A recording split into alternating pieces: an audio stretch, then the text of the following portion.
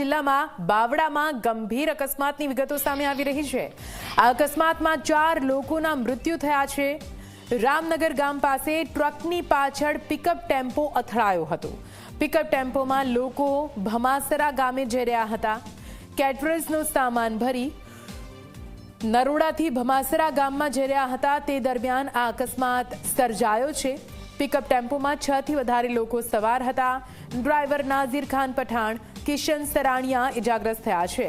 અજય કટારા, પ્રકાશ કટારાનું મૃત્યુ થયું છે। શૈલેષભાઈ અને જ્યોત્સનાબેનનું પણ મૃત્યુ થયું છે।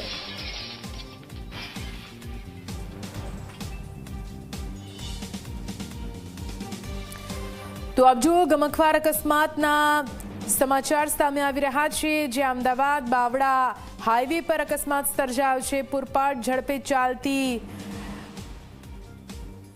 ટેમ્પો કઈ રીતે અકસ્માતનો ભોગ બન્યો છે, જેમાં 4 લોકોના ઘટના સ્થળે મોત નીપજ્યા।